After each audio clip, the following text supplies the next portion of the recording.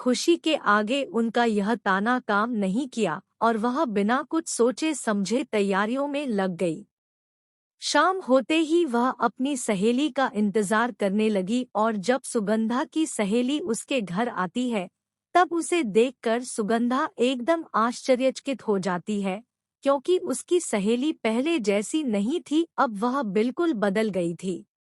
बचपन में उसकी सहेली ने कभी जीन्स नहीं पहना था और अब देखो टाइट जीन्स और खूबसूरत सी टॉप में वह बहुत प्यारी लग रही थी। साथ ही खुले हुए बाल और उसके चेहरे को सूट करता हुआ गॉगल। यह देखकर सुगंधा बहुत खुश हुई और गले लगते हुए बोली, तू तो बिल्कुल बदल गई है। लेकिन उसकी सहेली को घर के हालात कुछ ठीक नहीं लगे और उसने धीरे से इस बारे में पूछा तो अचानक ही सुगंधा की आंखों में आंसू आ गए, क्योंकि अपनी सहेली से वह कोई भी बात नहीं छुपा पाती। सुगंधा के दिल की हालत समझकर उसकी सहेली ने उसे सांत्वना दी और कहा कि तुम जितना भी अच्छा करो लेकिन घर के सभी सदस्यों को खुश रखना नामुमकिन है, इसलिए बेहतर यही होगा कि तुम सबसे पहले खुद को खुश रखो, क्योंकि जब तक तुम खुश नहीं रहोगी तब तक घर को खुश कैसे रह पाओगी। यह बात सुगंधा की समझ में आ गई और उसने भी अब ठान लिया कि घर का ख्याल तो वह रखेगी, लेकिन अपनी शर्तों पर। एक दिन अचानक सुगंधा ने अपनी सास के सामने जाकर कहा कि मैं 1 महीने के लिए अपने मायके जा रही हूँ और अपना बर्थडे वहीं से सेलिब्रेट करके आऊंगी। इस बात पर उसके पति ने एतराज जताया। तब सुगंधा ने कहा, मुझे मालूम है मेरे बर्थडे की खुशी यहाँ किसी को नहीं होगी, क्योंकि यह तो एक बहू का बर्थडे है। वहीं वहाँ मेरी मम्मी पूरी तैयारी करके रखेंगी, क्योंकि उन्हें पता है मुझे क्या पसंद है और क्या नहीं। मैं यह नहीं कहती कि मैं ससुराल से भेदभाव कर रही हूँ, लेकिन मुझे पता है यहाँ मैं जो भी कर लूँ आप लोग को पसंद नहीं आएगा।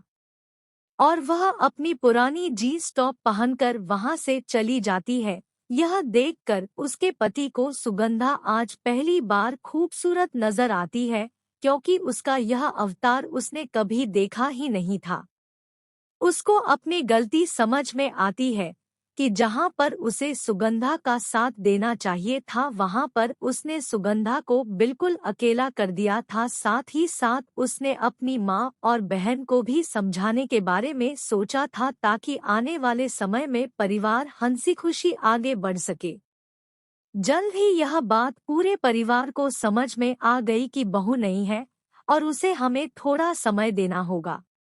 यह बात सही है कि वह अभी अपने मायके की तौर तरीकों से हमें खुश रखना चाहती है, लेकिन जब तक हम ससुराल वाले उसे तौर तरीके नहीं सिखाएंगे तब तक वह कैसे सीख पाएगी और हमारा ख्याल रख पाएगी।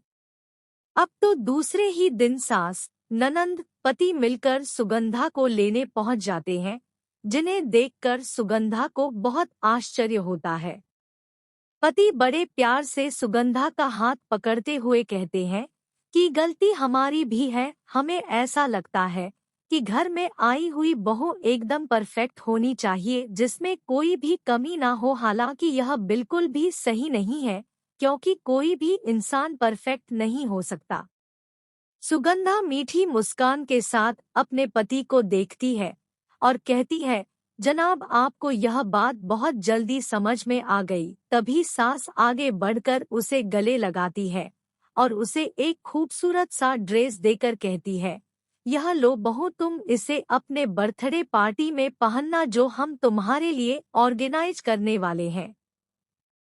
सुगंधा को यह सब देखकर बहुत अच्छा लगा और उसकी आंखों में आंसू आ गए, लेकिन उसके मन में उठे सवालों को वहां बोलने से नहीं चूकी और उसने कहा, जिस प्रकार बहू से उम्मीद की जाती है कि वह अपने नए घर को पूरे तौर तरीकों के साथ संभाले, उसी तरह ससुराल वालों की भी यह जिम्मेदारी होती है कि वह थोड़ा समय देकर उसका साथ दे और उसे प्यार दे।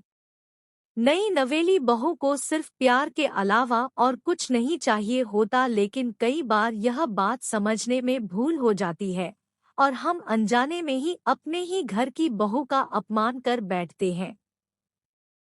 ऐसे में नन्नद आकर बोलती है, अब मुझसे गलती नहीं होगी भाभी, मैं हमेशा आपका ख्याल रखूंगी और आप मुझे अच्छा अच्छा खाना बनाकर खिलाएगा। इसके बाद पूरे हॉल में हंसी गूंजने लगती है और अब सुगंधा अपने संतुष्ट मन से ससुराल की ओर रवाना हो जाती है, जिसे देखकर उसके माता पिता को खुशी मिलती है। ऐसे में एक बात हमेशा यह समझनी होगी कि किसी भी प्रकार की समस्या या मनमुटाव को खत्म करने के लिए पहल दोनों तरफ से होनी चाहिए, ताकि मन में किसी प्रकार की कड़वाहट ना हो और आसानी से ही समस्या का समाधान किया जा सके।